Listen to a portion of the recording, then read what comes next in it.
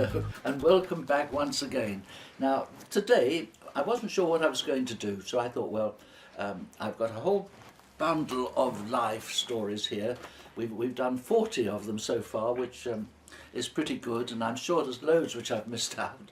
So what I thought to do, I'd talk about children, because children today, they've changed so much and people don't realise it. Nowadays people's lives revolve around their children, which is very good. But of course, years ago, especially in my youth, the work, and how should I put it, it's the other way round. The children revolved around the parents. The parents were the top dogs, and the children had to mind their P's and Q's and look out for themselves. But I'm not sure which is better. But I thought it'd be a good idea just to go back through and just to give a little memories of my own children, because it does give a little reflection on the changes in the way of life. Now, we had our first child, and it just shows how times have changed. We'd got married, my wife and I, and we had a fantastic wedding because we were about to try and break the record, overland record between London and Cape Town in a car. We had a friend who was going to go with us, and we had this big old car, and we were all set to go. And so our wedding, Marion, my wife, we were married for 65 years. It's a long time when you think the average wedding today lasts for 3.5 years, I think it is. But 65 years she put up with me. But in that time I've got one easy recipe. So if you want a recipe for a happy marriage, every day you've got to tell your partner that you love them. And as a man, every day I used to give her something, whether it was a Mars bar or a present or something from a charity shop, but something. And I think this is what brings people together. But we had altogether 9 children. And of course, these were blood children. And on top of that, we adopted a whole more. We ended up with, I think, 30 or 33 children. But we're very lucky to have them. But let me start from the beginning, because there we were. I'd come out of the services. I'd been in Burma for 3 years, and I came back to England, and I won't go all the ins and outs of starting these new businesses and all the things I did, which is another history. I think it's down in some of the life stories. But my wife and I, we decided we were going to get married. But unfortunately she was pregnant. Now in those days that was really very bad, and today it's regarded as quite normal to have a child before you're married and nothing at all. But in those days it just wasn't done, and in fact it was very, very infra dig. So what did we do? We were living in London, we were living in a flat at my father's house, so we thought, well, the best way to do it is we got married, and we looked at the papers, and we found a flat in Norfolk, and we moved to this little house, a little cottage, a fascinating little cottage. The woman who owned it, she had another cottage next door, and I must tell you the story. It was one of the ghost stories which I've seen 2 or 3 ghosts in my life, and this is one of them. And I was in the kitchen one day, and outside the kitchen there was a corridor which ran down to the left and then down to a cellar, and there was a door on the right which went out to the front door. And I was in the kitchen one day, and I looked up, and I suddenly saw a man standing in the doorway of the kitchen. And I was supposed to be alone in the house, and in those days people didn't come into the house without knocking or letting you know they were there. You didn't lock your front door, but people didn't come in. And I said, oh, hello, hello, you know, I was just quite startled. And I chased him out, in effect, because he turned and ran. And I chased him out, and there I ran, and there was the cellar door half open, but also open was the door leading out to the front door. So I thought, what has he done? And I looked out the front door, there was nobody there. Oh, I bet he's gone down to the cellar.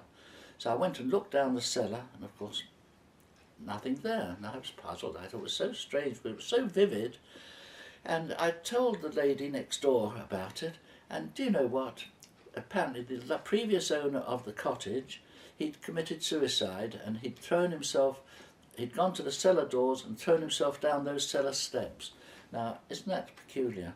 I mean, I don't know the explanation. There's probably some simple explanation, but that was it.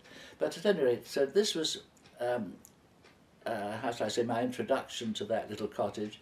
But then my wife, of course, became, the time of the birth came, and we got the midwife in, and it just shows how times have changed once again.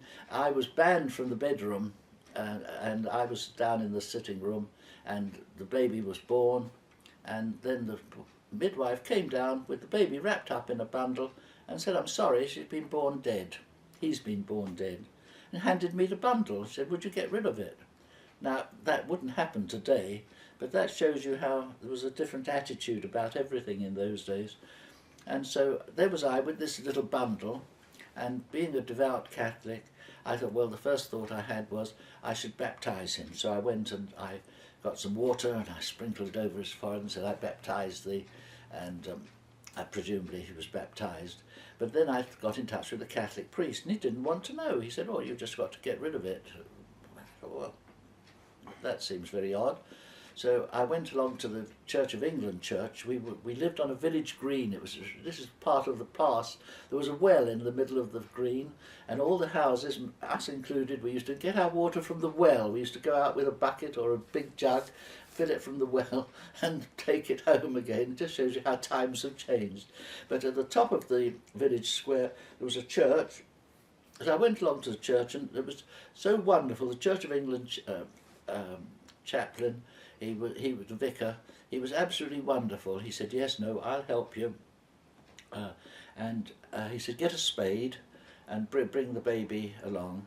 So I came back with the baby wrapped up in a bundle and a spade, and we went round the church, and we picked a corner beside one of the corners of the church, and I dug a hole, and we put the baby in, and I shoveled the earth on it, and the vicar very kindly said a prayer. And so that was my first experience with babies. But then, of course, because of that, my wife wasn't happy with it, so we moved back to London. And then we had our, who's our eldest blood child, because we did, as part of the story I'll tell you in a minute, we adopted another child to replace the one that we'd lost. But the eldest one, after the one we'd lost, obviously, it was the Festival of Britain. We forget the Festival of Britain, but it was the first day of the Festival of Britain. The baby was due.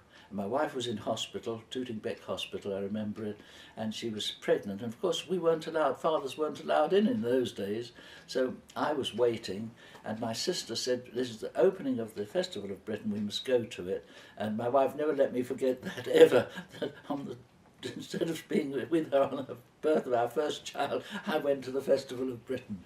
But the baby was born, and he was very healthy, thank God, and a lovely child, and this was it. But that was the time, I think I've told you before in my history, I got involved with this Russian entrepreneur who produced all the berries that were used in the war, and he had this factory up in Cumberland, but in Fitzroy Square in London he had this large house which he used as his main office. And I think I've told you the story how I set up this steelworks when we got married, and I had a partner in it, and I supplied the money, and when we got married, we went on our honeymoon, and he phoned me up, my partner phoned me up while I was on honeymoon, saying, "Have you got enough money? Are you all right for money?" I said, "Yes, I'm all right for money." But of course I'd left him a lot of signed cheques to carry the business on while I was away. And of course when we came back, we found that he'd used all the signed cheques to pay off all his own debts. He'd cleared all the money, all my money, and there I was completely broke. And so this very profitable steel business which we had in Camden Town, we folded up, unfortunately, and I went and worked. I thought, well, I must go and work for somebody because I had a wife and a child, and I went and got this job with this Russian entrepreneur in Fitzroy Square.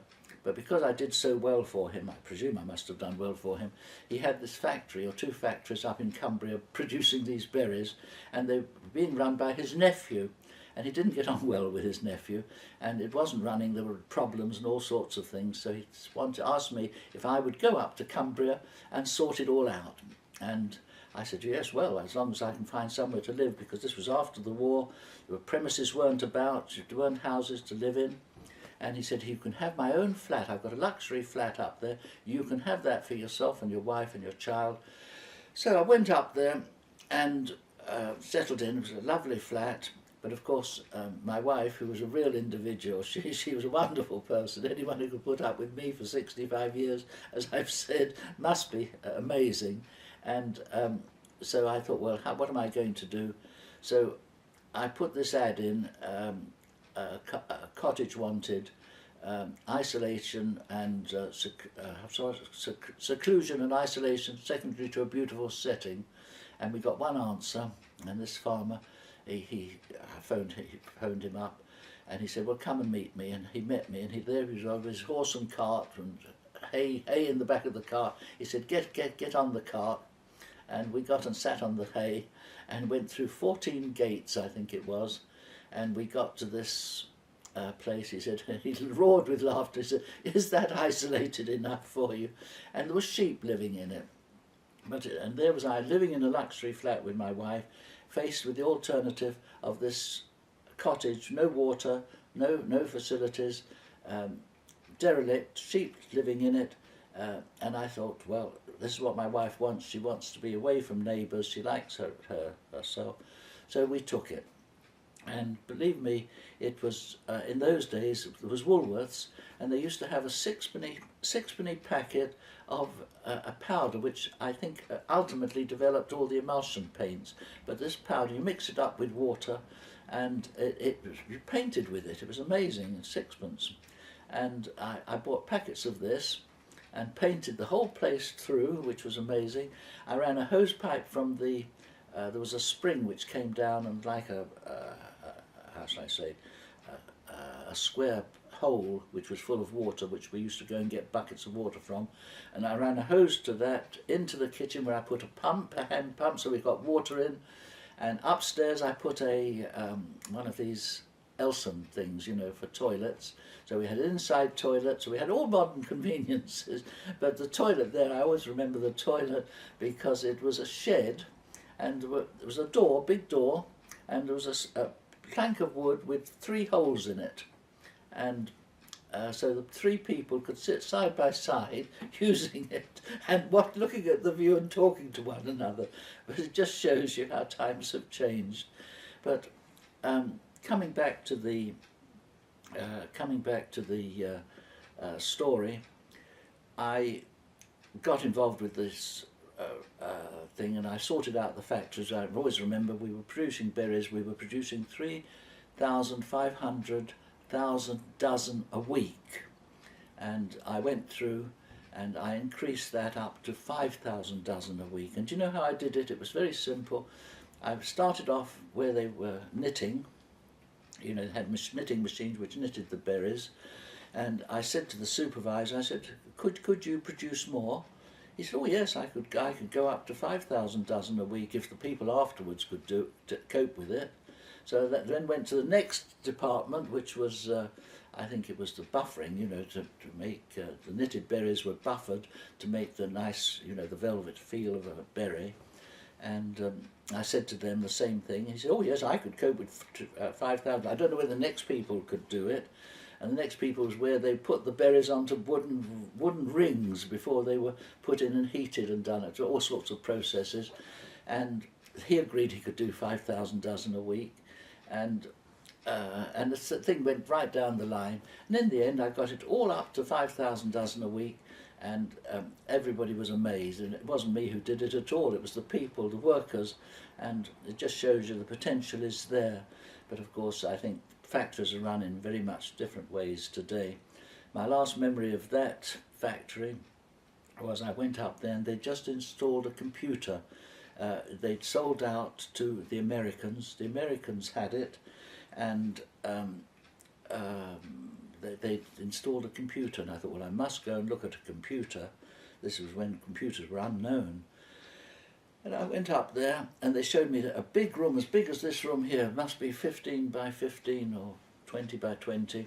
Huge room, especially with air conditioning in it and heating and valves, and it was all full of equipment.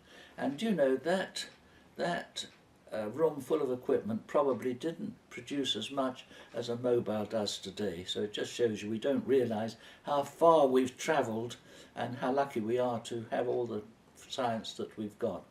But coming back to the children, this was the first one was born, and the